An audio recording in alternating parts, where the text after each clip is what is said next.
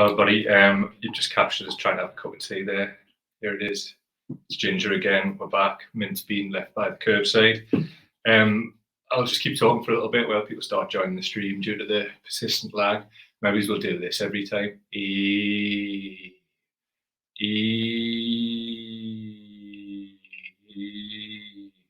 you go, sorted. Today I'm going to be desperately trying not to swear for the first 5 minutes as usual. Bit of a different one today. There's things that ordinarily I would have addressed privately, and I still am to a degree because no names are being mentioned and. But I'm not playing no games no more. I don't want to be part of nobody's secret squirrel club and all this shit. So I'm going to talk about something that happened this morning. And it's now personal. None of this is. What it's about is food and bellies eating radiators, isn't it? So I was contacted by a rep from a politician privately. And it's a Labour politician. Well, are they still? I don't know. So anyway, that happened. And I was asked about the things I've been saying and why I'm saying them. And I'm saying them because obviously, as you can see there, I'm the CEO of Tory Enabling Limited. just messing. I'm saying them because I don't feel like our political class is doing anything for everybody living in poverty. I say this all the time. And I'm overplaying the game, certainly since the 2019 election, of hurry up and wait. It's 2023, we're 4 years later. And at this point, given the Labour Party, all they have is freezing bills at already reprehensible levels. I'm just like, did you think I was going to say nothing? Like, I don't know. And again, it's now personal. I've heard you're a lovely lad. But the problem is that like people are stuck in this Labour bubble. And unless people speak up about it from the movement, then nothing's going to change for the better for millions of people living in poverty. So I had to say something like this today. But what I'm not going to do is mention names. Like, well, not unless anything guns out squarely in that. But my only loyalty, as always, is to the truth. The truth. And that's how it's always going to be. Simple as that. So that's why this is being done today. So I'm assuming this secret squirrel shit was so I would shut up. Do you know? I'll tell you exactly what will get us to shut up. Well, I won't make us shut up at all, but what it'll do is have me talk positively, because I have talked positively constantly for years, but now I'm not talking positively. Like, hopefully this gets shit to moving in a positive direction for said everybody who's living in poverty, who can't pay their bills, who's frightened and has no political representation. So that's what this is. If we do not, certainly within this movement, speak up and speak out, forget what anybody else is doing, and we sort this out here, then none of this is going to work, because I'm not doing another election cycle where there's nothing for people living in poverty. Guess what? I'm 46 years old today. It's my birthday. And I'm sitting here doing this because I care passionately about poverty alleviation. I spent 20 odd years of my career directly working in communities on this. This isn't, forget podcasting and all of this carry on. This is a community work I'm talking to you. Forget community work. This is a working class lad from an estate talking to you, who, where I'm from, much like where a lot of people are from, millions of people in fact, people are well in the clots, really in the clots, man. And what I'm saying is like, from the movement is navel gazing, falling back on this labourism crap, stay and fight. stay and fight. For what? I've said this till I'm blue in the face, but this is a one shot. So we'll talk about it here. The Labour Party is done. It's Romeo done. Not even 21 seconds to done. Done. So stop trying to give it this stay and fight thing when you and others just like you and the rest of this, like, whatever it is left, are doing no fighting. In fact, you're doing a lot of enabling. And I've seen the enabling, and that's why I'm talking. So enabling can come from saying things. Enabling can come from saying nothing. Or getting so sucked into this like internal Labour shit, you forget why you were elected or put in the position that you are of prominence in the first place. Is that what it is? Is it the job? Is it just being in? Like, I've seen this with politicians before. This isn't my first rodeo. And in community work, I got to quite a high level. Don't need to talk about all of that, but I was working on a national level, working with politicians, presenting my work at Parliament and all of that. So this is my first rodeo. I know a lot of this works. And a lot of it is about leverage, isn't it? So you or your representative wouldn't have contacted me at all if you felt that we didn't have leverage or with some level of influence. And I know you know that we do. So, like, let's just cut through the shit because of conversations that we've had privately and otherwise in the past. And so this is ridiculous.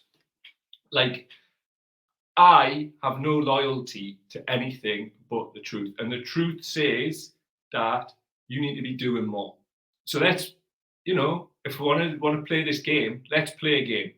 This is what not I want, but everybody living in poverty who you're supposed to be representing and not get involved in all this navel gazing and all this, the rest of this shite. Do something. Do something publicly. The time for us dialoguing privately is over. And this goes to everybody in the movement. Do it publicly. Do something bold and big publicly for people who are living in poverty, and do it quickly, and then we'll talk. Because until then, there'll be no more talking. I'm done with the dialogue, man. Because ultimately, it's all about getting us to shut up. And how can we shut up if what you're doing is clearly not about the working class? It's clearly not about the people who are living in poverty because of the things you're doing and the things you're not doing. I'm doing this because I don't trust you. I don't trust the people around you either. And that's because of how the way things have turned out. So I'm just putting this out there nicely just so we know what's going on. And there'll be no messing about either. Because, So let's do something like proper. Let's do something in good faith. Let's not mess about going, oh, well, you just like, what's all this about, man? Like, I've been clear, watch or listen to the podcast put out. It couldn't be any more clear what I think about the so-called leaders of our movement. And that's because we're in 2023, 4 fucking years from the 2019 election. How much self-indulgence does the movement need? How much? How much navel gazing, falling back on this Labour Party Labourism position, like you're ever going to wrestle it back off Mandelson and that? However, man, and you want to be in a party with these people, and the only solution that you seem to have for people like us is stay and fight. We didn't leave the Labour Party left us, and so should you have done. Because, well, we've seen what's happened, haven't we? Unbelievable, man. Unbelievable. So as I say, the way to get us talking positively about you is to do something bold publicly, which demonstrates clearly whose side you are on, because I assume you've been like, no, I'll not say that. Right. You clearly know which side your bread's buttered now. we're not on the same side. So, you know, the door's always open to these things, but we're just not. And I'm not claiming to be anything like special or anything like that. You are, because you're contacting us.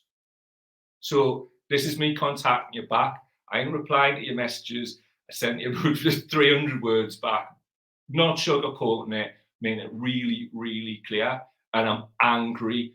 So many of us are angry, and so many of us have bit our bloody lips, right, for a long time. And it's just over now, man. But again, it's now personal. It's not a personal thing. Human to human, much love and respect, always. But this is just ridiculous, man. What we're going to do, shut up and then just like wave all this shit through while you do that. However, man, think on. So, what else we got here? Let me have a look. There's a few different reasons, man. Like, I'm gonna like check some comments first and see what you are thinking. And like, look, I apologize that I can't name any names, and I know how people are, but like, just trust us. For me, for people I've spoken to, this is the way we've got to do it. Because there's a lot of like, well, there's a lack of trust in the movement. So things have to be done differently. And at the end of the fucking day, right, the people who fund our work fund us to, like, at times to be spokespeople for their interests and their needs.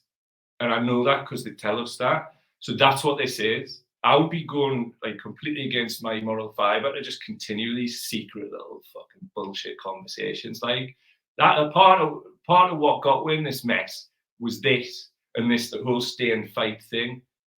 And I saw Ben Sellers, I saw Laura Pidcock speak out about that quite recently. When so for what? It's done, man. Why? It's never getting wrested back from them. It's never going to be NEC, which has a progressive majority again. They've changed the rules. It's never going to be a progressive leader again. They've changed the rules. So evidentially, I'm right and you're wrong. So what's this stay and fight thing about? Like, it's Stockholm syndrome at this point, and I'm not playing with it. Because, look, at the end of the day, people need these people to stand up. It's not a want, it's a need. People are suffering, man, and they want to play these games. I'm not fucking doing it with you anymore, man. Nobody is. We're not doing it. Do something big and bold which benefits people, and then we can talk. Because it's not a case of like, oh, we'll do this and we'll give you that. We just literally talk about what's in front of her, or we'll write about what's in front of her, or whatever medium that we use. Like, that's what we do. That's what we've always done. So when this movement was a good thing, it was supported, got behind part of it. But it's not anymore, is it? So stop clinging on to the husk of something and let's build something new together. What are you doing, man? Do you honestly want, right? Let's put this up, right? And I didn't want to have to talk about fucking Labour again. I'll get something about UFOs soon as well. And, like, it's probably going to be less outlandish than what this absolute dafty's talking about here. Here's your mate Keir Starmer once again. He won't stand as a Labour candidate at the next election. I took the decision after his response to the Equality and Human Rights Commission that his failure to even really properly acknowledge the findings and what he said in the response afterwards was totally incompatible with the change that I was bringing about in the Labour Party. We have changed the Labour Party, Nick. We needed to change the Labour Party after the dreadful defeat in 2019, and we're not going back. So to clarify, if you acknowledge some of your transgression and try and put it right, as Rupert Hutt did, that is some of the battle. Yes, so okay. It depends. I mean, I'm not going to pretend what Rupa said was acceptable in any way, but she has accepted that. She has been very clear that she accepts. Like, I've just had an absolute boatload of this fucking dafty, and I can't listen to him. But you get the crack. You've heard him say this shit many times before. It's just all bad faith nonsense and shite, and I don't understand why anybody's giving it any credence at all. because a hell of a lot of what he's speaking is misrepresentative, the sin of omission, lying, and it's just constant. And like, just because people repeat things doesn't make it real. Like, you know what I mean? Like, just because like other weak-minded people pick up on that and some fucking bullshit narrative and then repeat it, it doesn't make it real. Like, we're not going to be able to do anything in this country if we don't stand up and be brave. And I'm seeing a lot of fucking cowardice, like, whatever. That's not new. I've seen a lot of cowardice in my life generally. So it's nothing that I didn't expect to come, but it doesn't make it hurt any less when it comes, does it? So, you know, also, you want us to like be fraternizing with like people who've done this. Yes, Keir Starmer tweeting this today. Mike Gapes, why I'm rejoining the Labour Party today. Somebody who left to form a new party and try to do everything possible to stop a Labour election victory. Starmer says this: that Mike has rejoined our party shows how much we've changed our party to face the public. Root out anti-Semitism, support business, and be proud of our NATO membership. I know there is more to do so we can change our country and deliver our missions for a better Britain. So this is why you're happy, is it? Yeah, look, there's Street and saying some bullshit. This is from July 6th, 2016. Mike Gapes on Chilcot, I will not apologise for voting for the Iraq War. Oh, how surprising. This from Saeed Siddiqui on Twitter. Mike Gapes was MP for Ilford South CLP whilst I was secretary. After our GC endorsed Jeremy Corbyn as leader, I was racially abused and then suspended when I complained. Instead of challenging the racism, Mike expected the strongest possible disciplinary action against me. So this is what the lad has linked here. So in January 2019, meanwhile, both Mike Gapes, MP for Ilford South, and Athwell personally submitted further complaints about Siddiqui.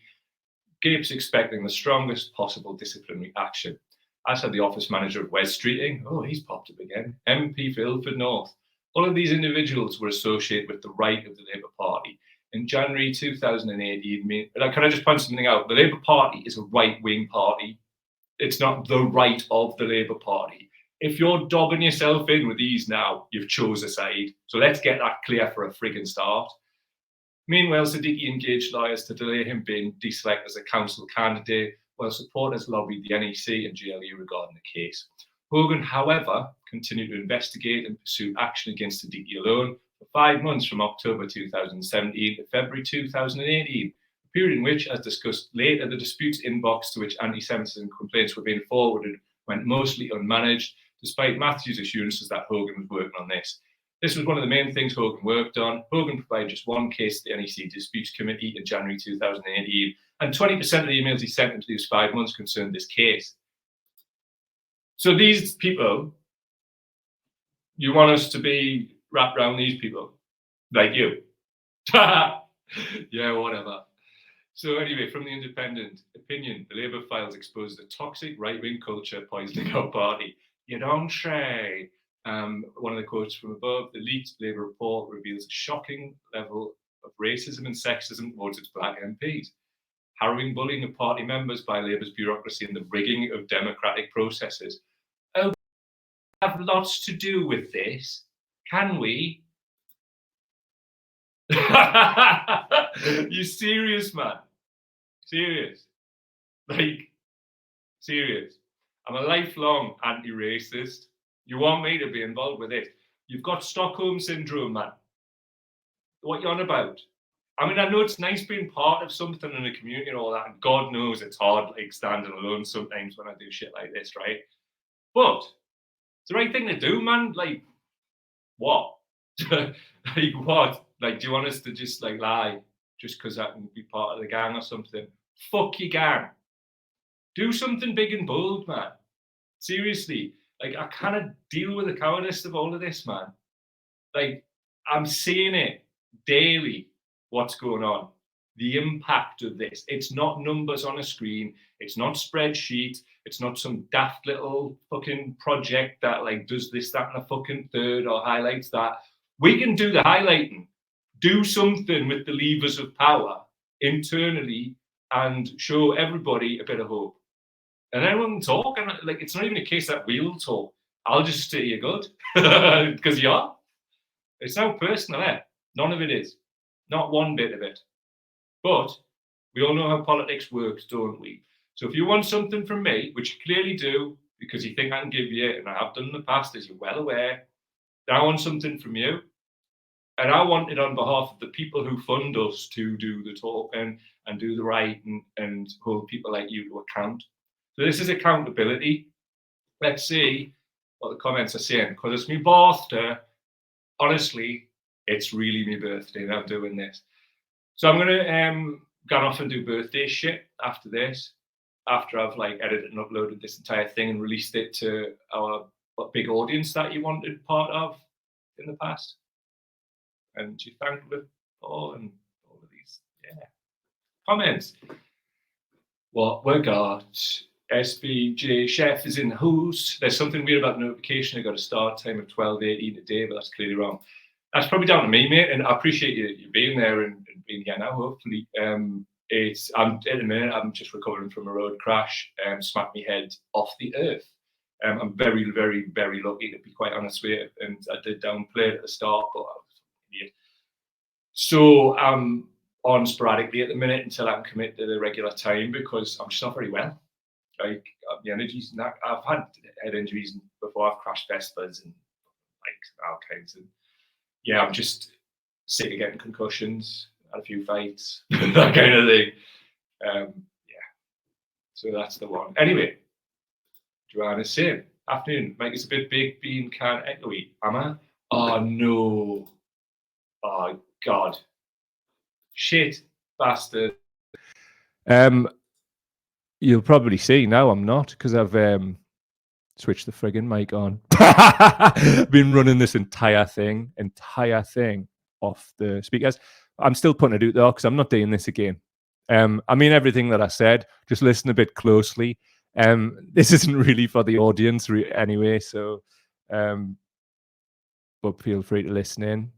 I mean everything I fucking say. Like, again, I'm tired of playing these fucking games. I'm not a politician. I'm a man. And I see real problems in our society and our political class, especially the people who were like, are just letting me down. So stop it. Afternoon, everybody else.